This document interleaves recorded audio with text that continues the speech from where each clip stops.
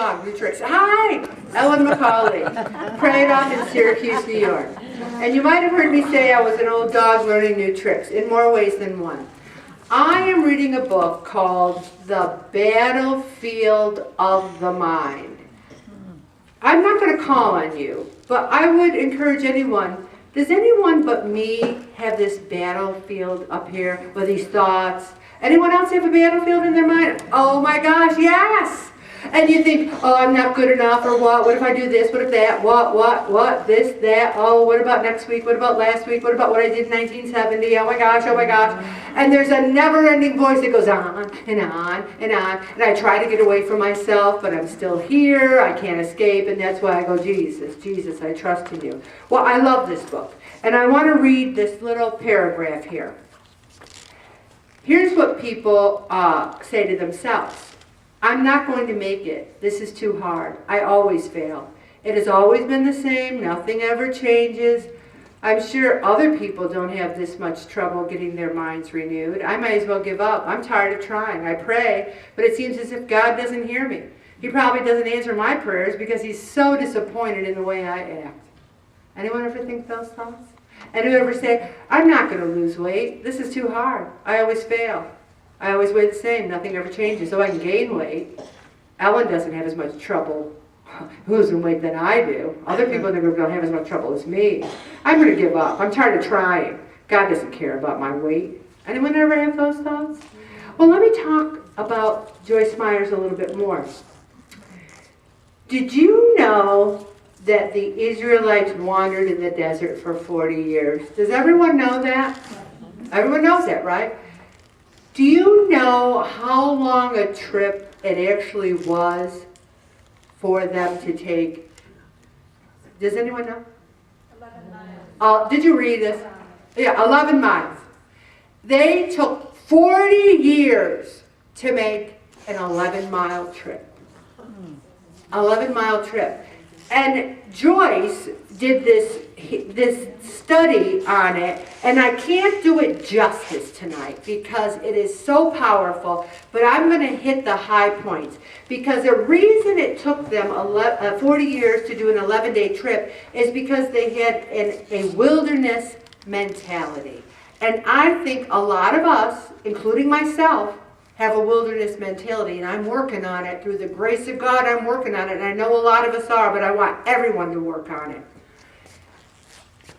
As a man or woman thinks, so is he or so does he become. So as we think is what we are. If we think we're going to be a failure, if we think we can't lose weight, usually that's what happens. If we say, I'm not even going to try Whole 30 or South Beach or anything because it's not going to work for me anyway.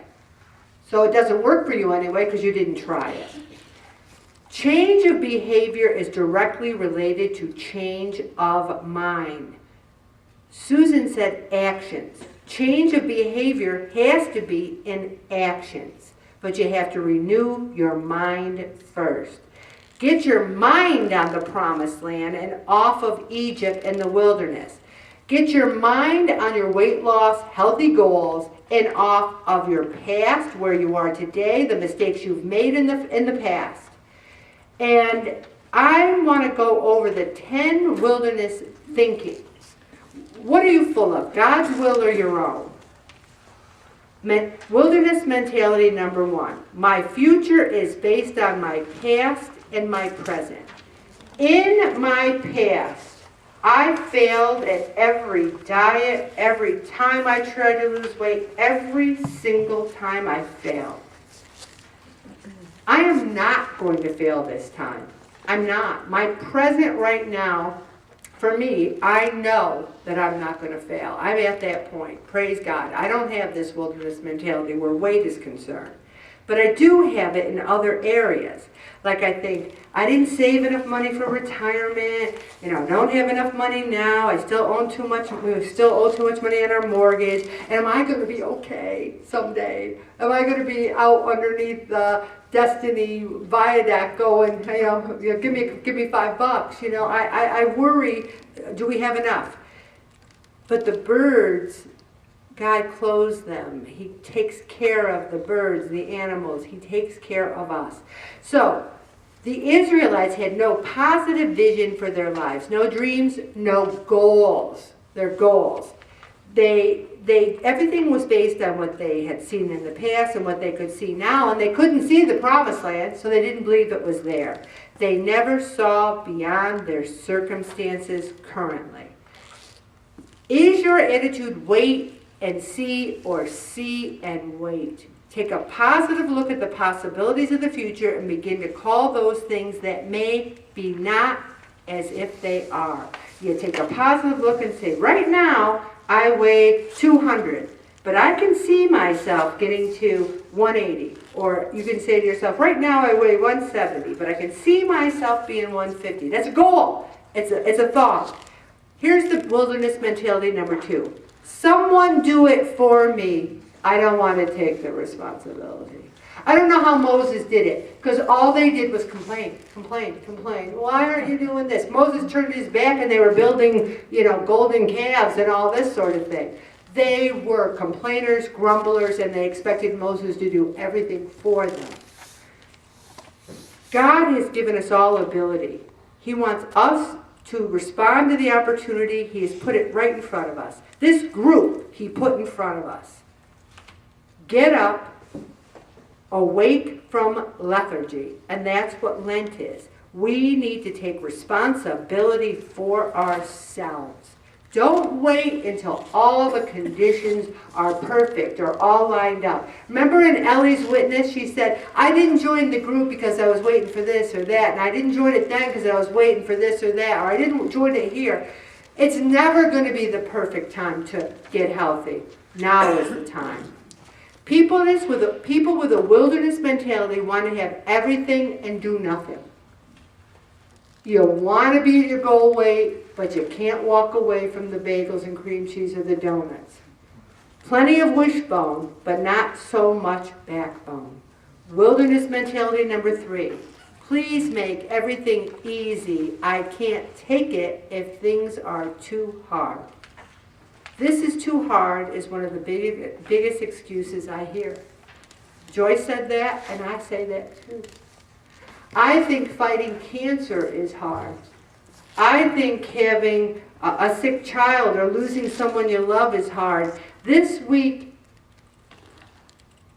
a year ago, everyone came to the meeting, but I wasn't here because I was keeping vigil by my sister, and she died on March 12th last year.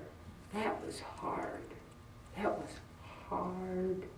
This whole 30, it's not hard. It's not hard.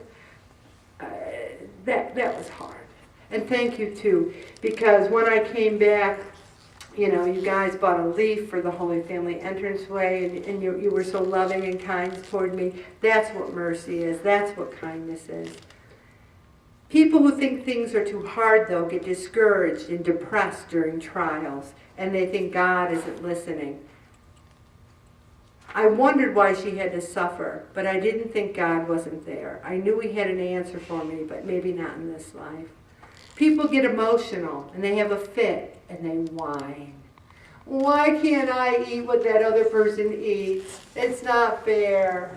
Why are we in this desert wandering around? Womp, womp. Bob and I always do that. We always go womp, womp. Like everything's like, pity me, poor me. Press on, press through. Crossing over to the other side does not mean there will be no storms. It actually means just the opposite. We're going to have ups and downs, we're going to have mountains, we're going to have valleys. That is what's called L-I-F-E. I want you to meet somebody who's 80 years old and say to them, have you ever lost anyone in your life? Did anyone you love ever die? And they'll say, no. Well, it's impossible. Their mom and dad probably can't be still alive, but maybe they're 100, 103. Then you can say to that person, have you ever been sick a day in your life or ever had any pain? No, I haven't. That is a rare person who gets to be 80 years old and doesn't lose anyone or be sick or have any suffering. Each one of us has something. But wilderness mentality number 4, grumbling, fault-finding, and complaining. I've had people quit the group because they have said things like this to me. I can't do this anymore, Ellen, because every week you circle something in red on my paper and you make me feel like a child. You humiliate me by doing that. And I said, I'm so sorry that you feel that way. I do it to everyone and I don't single you out. And so you're saying that if I didn't circle something in red, that you would lose weight and you would stay in the group. See, you're doing it again. You're twisting my words. It was a very bad situation. But it wasn't that they really didn't want to lose weight. It was all my fault. My fault. And that's not the first time. I had another person quit because one time I was saying something about a buffet, and I was saying how buffets are dangerous, dangerous, dangerous. And one of the tools I get with buffets is I imagine someone sneezing right near the buffet. Well, unbeknownst to me, she was going on a cruise the next week, and she said I ruined the whole cruise for her because she couldn't eat, because she was afraid someone sneezed on the food, and she quit praying off. So, but it was my fault that she, see, this is what I'm talking about. If we want to find fault, it is easy to do, isn't it? You come home in a bad mood and your husband says, hi honey, how's your day? You go, how can you say that to me? You know how my day was. And they're like backing up, oh my gosh, danger, Will Robinson, danger. We can find fault, and that's what the Israelites did.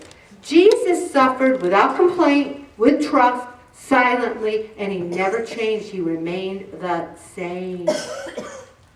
But don't we love to also report to anyone who will listen every little details of our trials over and over? It's like someone will say, did I tell you how difficult I have it at home and you just heard it that morning? And you're like, well, we were chatting this morning about it. And I'll go, well, let me tell you a little bit more. And you're like, oh my gosh, this never ends. We want an audience to make us feel better about ourselves. Complaining can be considered praising the devil. Because when we complain, we're not trusting in God and we're not loving Him. Wilderness mentality number 5. Don't make me wait for anything. I deserve everything immediately. Immediately. I don't want to work for years. 8 years to lose weight? Why didn't Ellen just quit? Took her 8 years? What a loser. What a failure. Sometimes things take time. You haven't found the right plan. It wasn't the right time in your life. Giving up does not achieve anything. Patience, I love this quote. Patience is how you act while you're waiting, not just waiting. Anyone can wait, but how do you act when you're waiting? Ever get on hold when you're calling an insurance company? Now you can do one of two things. You can sit there and go, I can't believe this, I can't believe this, I'm on hold, oh my gosh, it's been 20 minutes, oh my gosh. Or you can get a sheet of paper, a rosary, multitask. That's the perfect time to do it. You can praise Jesus. You can do a lot of things. It's how you act. Therefore, humble yourselves under the mighty hand of God, that in due time He may exalt you. Humility, patience, they go hand in hand. Learn to enjoy where you are while you are getting to where you are going to be. I love that. Did the Israelites enjoy their little 40 years in the desert until they waited to where they were going to be? Not really. Wilderness mentality number 6. My behavior may be wrong, but it's not my fault. You see, if my husband wasn't so skinny and had all the snacks in the house, and if my kids didn't come over with those bratty grandchildren all the time, or if my mother hadn't have fed me mac and cheese every minute growing up, it's not my fault. No, it's not my fault. We need to take responsibility. When I was in 5th grade, I went to religious ed. We didn't have Catholic schools in my town, but we had beautiful religious ed that the school would let us out for.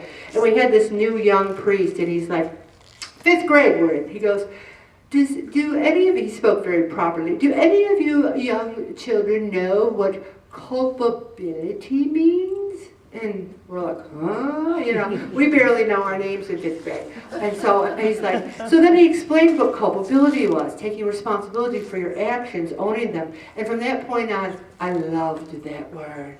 I was the only fifth grader who was like, you need to take culpability. You didn't study last night. If you get a bad mark, it's your fault because you didn't take culpability. I still use it all the time. It's one of my favorite words of all time. But we need to take culpability for ourselves. All the Israelites' problems were God's and Moses' fault. They did nothing wrong.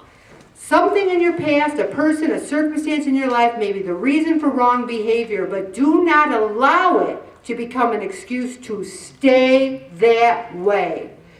Wilderness mentality number 7, self-pity. We exhaust ourselves trying to gain sympathy. It's a major trap and one of Satan's favorite tools to keep you in the wilderness.